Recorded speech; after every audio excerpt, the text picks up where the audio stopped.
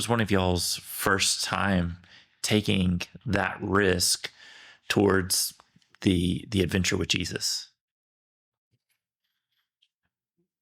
Oh, probably, I think the first time was communicating to my family. Like when God had changed things and I had done, when I made my first shift, it was like this fear of man thing of like, what are people going to say? What is my family going to say? What am I have changed and I no longer care about the things I used to do. And I do them now. It was like right after my radical conversion, just telling the people I loved, or exposing the things that I had remained hidden, in my life. That little courage, that's a huge leap inside. It's the hard stuff. It's addressing the problem, apologizing and reconciling with those you've hurt. Maybe closing off friendships and relationships. Those are big courage steps. Inside feels like a huge chasm. Yeah. Mm-hmm. Yeah. The adventure of your family who's seen you one way. Yeah. If you've got older kids they know who you are. They know the real you. Mm-hmm. And so then you have this internal thing happening where God's calling you to more and to change and to be more like him. Man, it's hard to go into the home and tell your older kids or your wife, like, hey, like, this is my line of thought now. This is how I'm going to operate going forward. And then they're like, okay, I'll believe it when I see it. Right. Yeah. And so that's an adventure to step into that.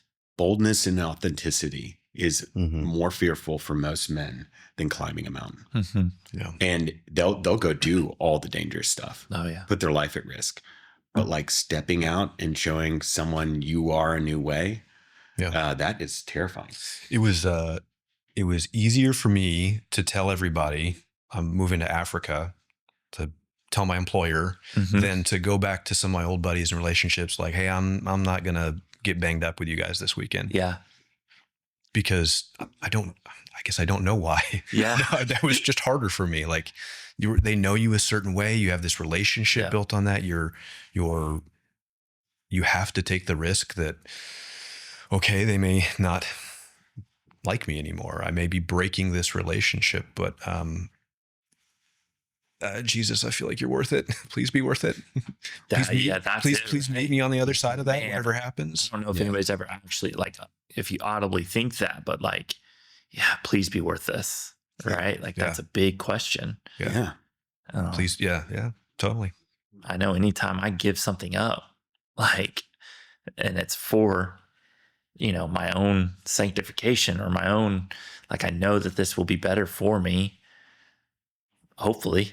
Right. Jesus, will you come into this? It's so wild how quickly we forget things. Yeah. It's like so wild. Like he walked me out of, you remember how bad it was? There were times before I was saved that I couldn't get out of bed for depression. Mm-hmm. Like I felt the deep, dark hole in my inside of me and I couldn't get out of bed. You don't remember that when you're about to walk in and say the contrast of that to joy in life and peace, because you've gotten used to this level. Yeah. You forget how dark and deep he has brought you from. And that's why I think in the Old Testament, they would do like all these like monuments and pillars to remember, because we're just so bad at remembering. And it's so helpful. And in this season, in my quiet times right now, he's just got me going back to the promises, back to the things he's done from years ago. Re-walk through the story so you gain the boldness needed. Because what the result of that is, oh, he's been there. And oh, it was so worth it. And oh, the value. Because what he's having you do is quantify the value of the transformation you've done through your life. And when you start to measure that up, there's no price to it. And it helps embolden you to take that 4 seconds of courage to go do that thing, and then the next thing, and then the next thing, and be able to then do, like, you're like, oh, how do these people do? Like, how does John do what he does? Well, the first thing, and then the next thing, and then the next thing, and it's and getting that courage to overcome and make that step and make that next step up that mountain. Yeah. One thing that comes to mind for me whenever you talk about, building altars to remember, one of my first big adventures in sort of my spiritual awakening. You know, you grow up in church and know a lot about God, but truly stepping into conversational intimacy and relationship with God was, he told me, he's like, change your name. And so having a career in the medical field and obviously an established life, I mean, I'm a grown man, and God tells me, change your name. But it was more of the altar and the constant reminder of to remember what God had done. And it was interesting because when I did change my name, so I started going by my middle name, and there was a whole process and really cool story, the way God showed up, and it was a calling out of identity, right? Oh, totally. And so, but in the process of that, in the months to follow, anytime someone called me by my new name, I literally felt like I was getting a hug from Jesus. Oh, totally. Yeah. You know, and so that obedience brought a ton of joy that we lacked in our life and purpose. Yeah. Right. Yeah. And like, and you kind of wearing it on your sleeve a little bit too. It helps you from shrinking back. Like, oh, you've got this. Well, why, you know? Yeah.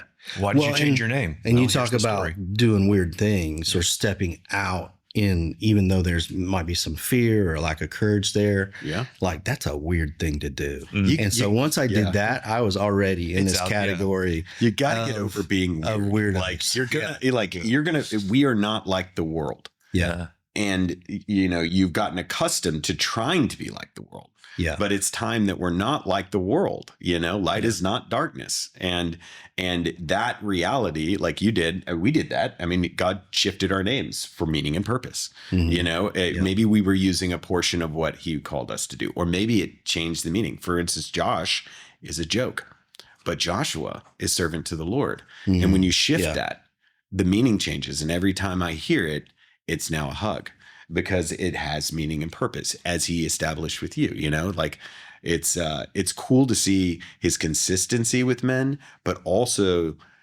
everything is different. Yeah. You know, it's like I'm seeing the same patterns occur, but it's so different for everybody, you know? Yeah. Ryan, you brought up, it's really interesting that, this great adventure that is this conversational relationship with the Lord and the things he tells you to do. And then the way he confirms that, the little God winks you get, that's the real adventure. Oh, it's a lot of fun. But you talk about like, hey, what was something big and scary? Maybe you're getting some insight into what I struggle with, but like that, I wouldn't even call it maybe theological, but then going to people all of a sudden and being like, so God told me to do this. Like, excuse me, what? Yeah. Yeah. You hear from God? Yeah, that's what I'm saying.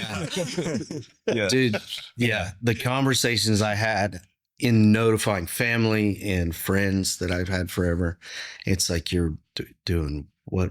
Yeah. What? Yeah. Like, why? Is that maybe your own thoughts? Like, yeah, that was hard. That was, I don't know why that was. Again, sometimes the big dramatic actions are easier than, here's what's really going on with me.